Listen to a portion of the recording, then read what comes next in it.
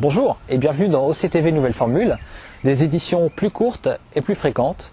Et on se regarde tout de suite un reportage sur Nvidia et l'optimisation des ordinateurs.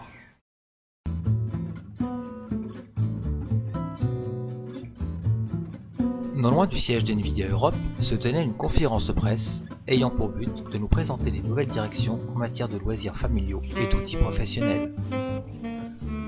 En effet, la firme Caméléon, ne cessant d'évoluer dans le domaine du multimédia, ne se cantonne plus uniquement au marché des gamers avec leurs cartes graphiques performantes, mais se tourne désormais vers des applications spécifiques dédiées au monde de la recherche, de la finance, bref, du marché professionnel. Le côté familial n'est pas en reste, puisque Nvidia n'a de cesse d'améliorer le confort des utilisateurs sur divers points.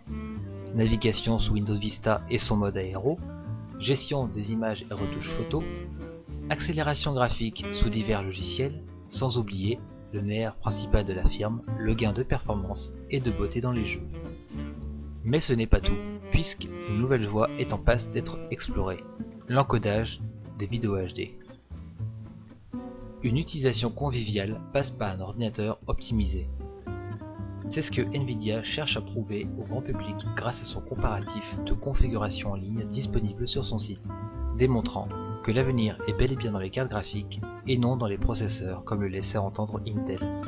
En effet, l'avenir selon Intel est de dédier certains corps au calcul graphique pour les jeux, rendant inutiles les chips graphiques.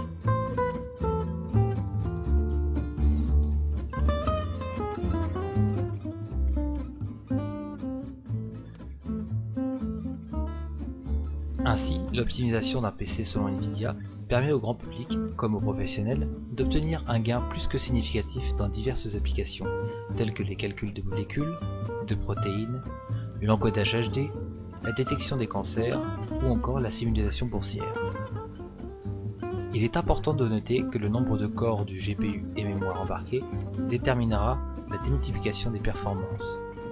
Ainsi, l'emploi de l'overclocking de la fréquence GPU et mémoire améliorera sensiblement les performances de ces derniers.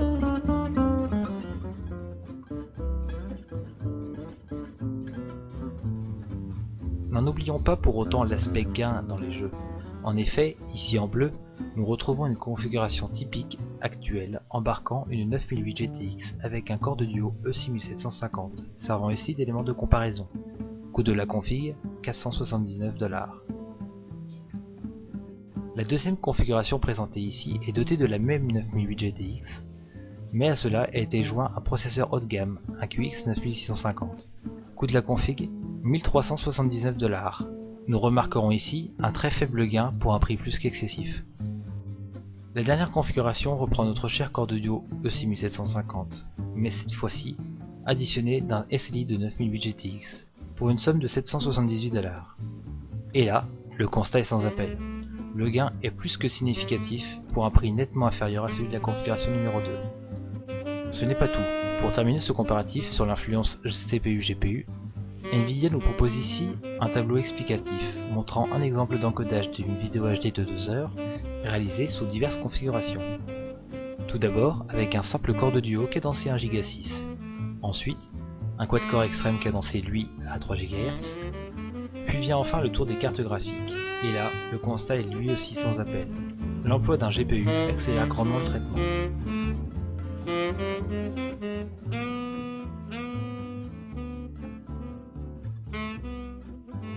Mais tout cela ne serait possible sans le nouveau langage propriétaire open source inventé par Nvidia, nommé CUDA.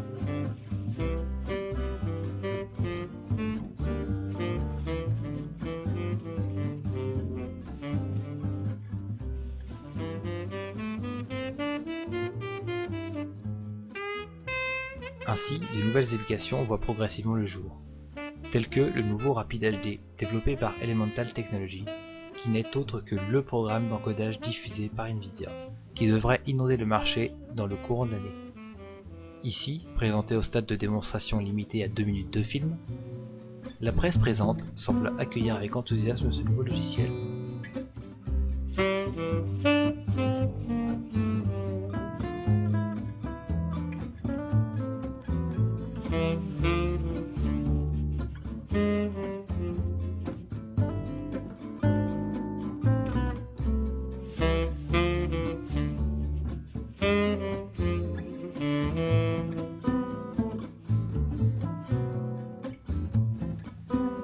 La bataille est donc bel et bien lancée entre les fondeurs de CPU et de GPU.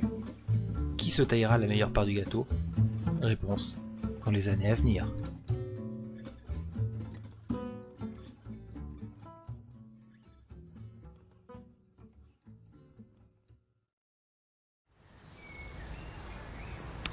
Voilà pour clôturer cet épisode, il ne me reste plus qu'à vous signaler qu'il ne vous reste plus qu'une semaine pour participer à la qualification du MSI Overclocking European Challenge, où la finale française se déroulera à Paris chez LDLC en cours en juin, et la grande finale se situera aux Pays-Bas, donc nombreux lots à gagner, les meilleurs overclockers seront présents, donc un événement très intéressant que nous ne manquerons pas de vous faire suivre ultérieurement.